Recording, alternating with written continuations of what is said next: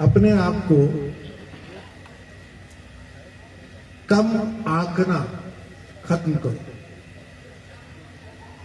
ये मैं इसलिए कह रहा हूं कि जब सैनिक रिटायर होकर आता है तो सुस्त हो जाता है। हर रोज सुबह उठते ही PT, drill, firing, parade, front roll, back roll, कुछ ना कुछ चलता रहता है पूरे जीवन के अंदर 30 साल तक, 17 साल तक, और फिर अचानक से ये बिल्कुल बंद हो जाता है।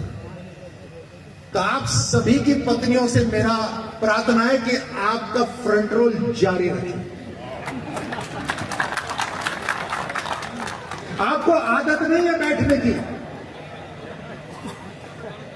मैं ये तो खैर मजाक की बात थी, लेकिन अपना आकलन कम करना बंद करिए।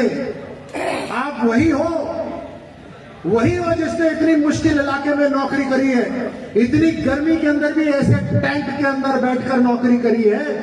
आप वही हो, केवल वर्दी ही तो चेंज करी है। वर्दी से सैनिक नहीं बनता, हौसले से सैनिक बनता है।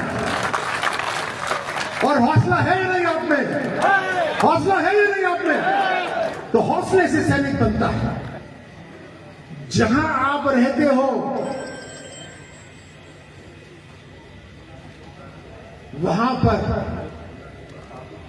लोगों को पता चलना चाहिए कि यहां पर सैनिक जिंदा है।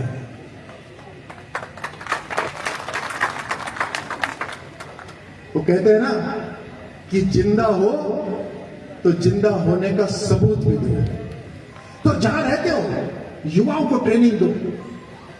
अभी सुनने में आता है कि गांव के अंदर ड्रग्स आ गया, नशा आ गया।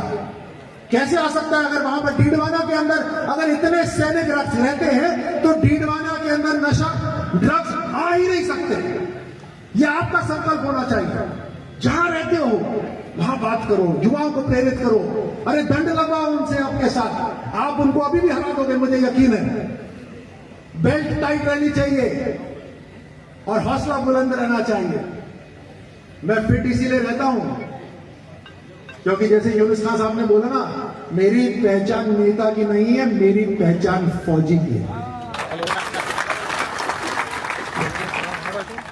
तो यहां से भी फिट रहना है, यहां से भी फिट रहना है, हर तरह से चुस्त रहना है आखिरी दम तक, क्योंकि तब तक आपकी कसम जिंदा है।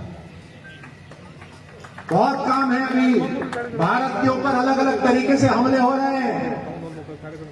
उसको परास्त करने के लिए जो हमारी सेनाएं जिन्होंने हथियार पकड़े हुए, उनकी जरूरत नहीं पड़नी चाहिए। जब हर गांव के अंदर सैनिक है तो गांव मजबूत होना चाहिए। जब हर गांव के अंदर सैनिक है तो लड़कियों के भी हौसले बुलंद रहने चाहिए। मजाल कोई लड़की को छेड़ दे, चौराया पार नहीं होना चाहिए अगर कोई लड़की को गांव में छेड़ दे। ऐसा हौसला रहना चाहिए। हमारी सरकार ने यहां पर वैसे तो 1 रैंक 1 पेंशन हुआ, सब चीजें हुई, ईसीएचएस हुआ।